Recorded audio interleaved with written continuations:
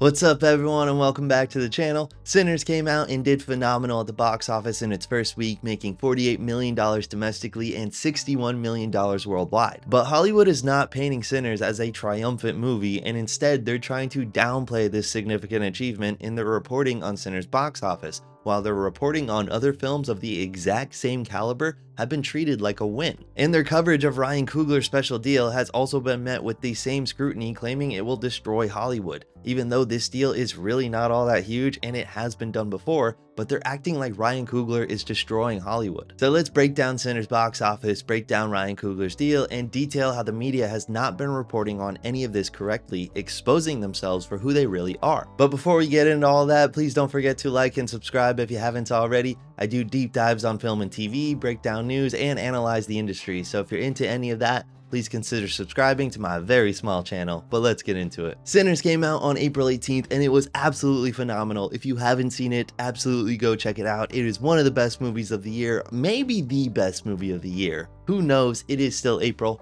But along with being critically loved, it did very well at the box office, being the best start to any original movie since pre-pandemic times. And it's the biggest horror opening for an IMAX movie ever, with 20% of the box office gross being from IMAX screens. It had amazing shots, amazing acting, and it dropped this banger for our song of the summer.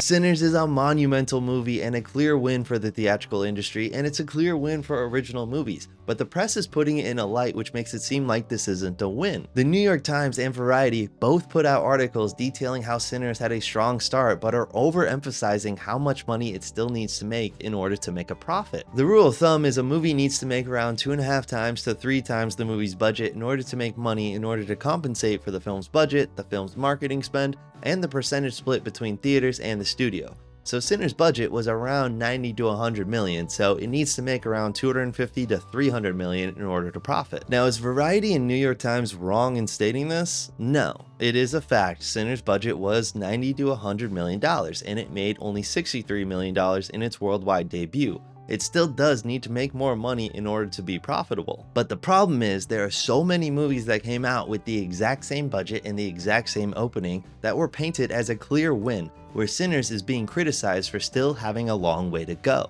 When Elvis came out, the Austin Butler-led biopic directed by Baz Luhrmann, it had a similar budget. It clocked in at around $85 million, and in its opening weekend, it made $31 million and forever changed Austin Butler's voice. I drove across town and I was really late to the meeting. And so that was really liberating for me to know that. So based on how Variety reports stuff, this should be seen as bad, right? It had around the same budget, but it also made $20 million less. This movie should have failed, right? But that's not how Variety reported it. Instead, they stated that Elvis was fighting for the top spot, and it was a solid start for a film's debut. They were being so nice to Baz Luhrmann. Lord have mercy. They do go on to talk about profitability, but they discuss how Elvis had strong signs that it will be profitable, something that they did not mention when discussing Sinners. Another film was Quentin Tarantino's Once Upon a Time in Hollywood, which also had a similar budget of $90 to $96 million, and it opened to $41 million.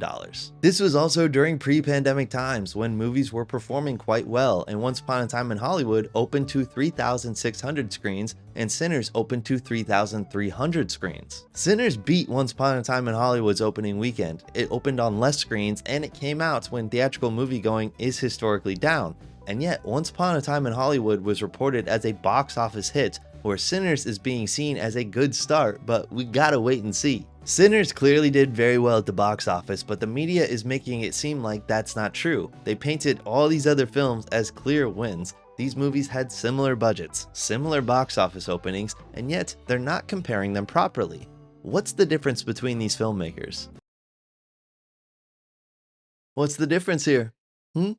What's the key difference here? And this is a pattern for Variety. They constantly don't report accurately, they don't give needed context, and they have inherent biases, like when they tried pinning Snow White's box office bomb all on its star Rachel Zegler. I do go into this in an earlier video if you want to check it out. And that's not the only way Sinners is being scrutinized by the media. An article from Vulture came out before the movie's release that detailed Ryan Coogler's deal with Warner Brothers. Ryan Coogler worked out in his deal when Warner Brothers bought Sinners that he would receive the rights back to Sinners after 25 years and he would control the IP. This stoked fear in Hollywood, claiming that it was going to ruin the studio system, and they called it very dangerous. And we can relate all of this back to Once Upon a Time in Hollywood, where Quentin Tarantino got an even crazier deal with Sony. Tarantino struck a similar deal with Sony for Once Upon a Time in Hollywood, where he retains all the rights, but he doesn't have to wait 25 years. He's already making a sequel to Once Upon a Time, having David Fincher direct it for Netflix, and Sony, the original studio, is not involved at all. And yet no one is talking about Tarantino's deal, or saying that Tarantino is killing the studio system, or his deal is dangerous, even though it's crazier than Ryan Coogler's, because the media loves Tarantino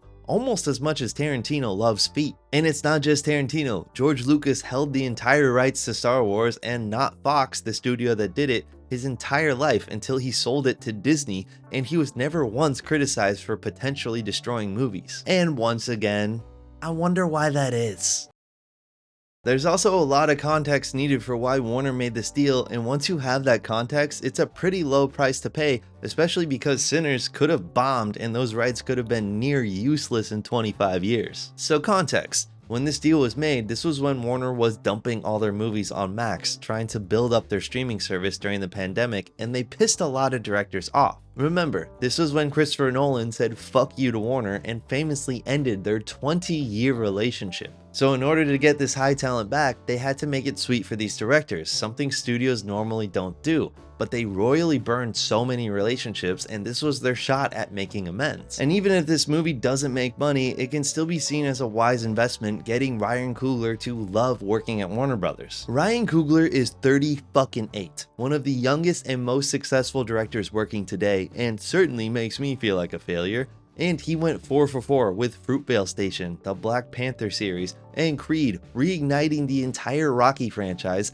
and has collectively grossed over $2 billion at the box office. He has so many years ahead of him, and getting into his good graces now is a very smart move, and giving him the rights might be a very small price to pay. Another reason why this isn't a big deal is because not everyone can get this deal.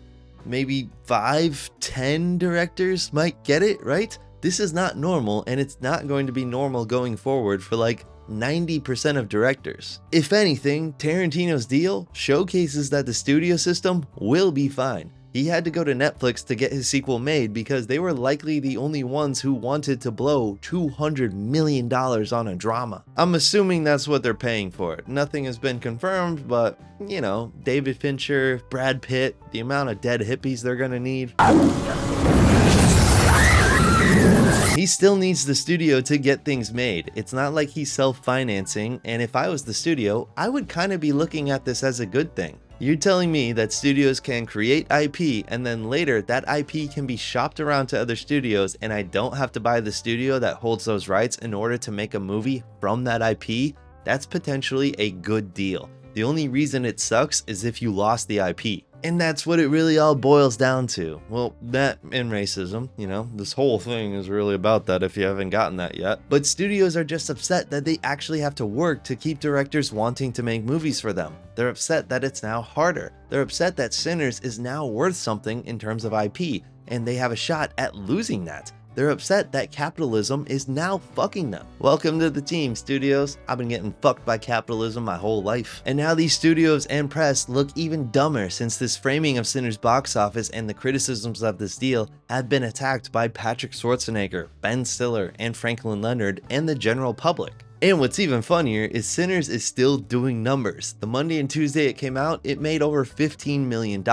And it made history in its second weekend, netting $45 million domestically, which is only a 6% drop, which is one of the smallest drops in cinematic history. Sinners is a triumph and should have been celebrated as one, and Hollywood and the media could have joined them in this great moment, showcasing that original movies are back, theaters are not dying, and the film industry still has its best years ahead of it. But instead, they acted like fucking morons and exposed them for who they really are. But that is not harming my enjoyment of Sinners. I immensely loved it, and it's easily one of my favorite theater moments as well. If you saw it, please let me know what you think of it in the comments below. And once again, please like this video and subscribe. It really does help push it out into the algorithm and find more people like yourself. Thank you so much for joining me, and if you subscribe, I'll see you in the next one.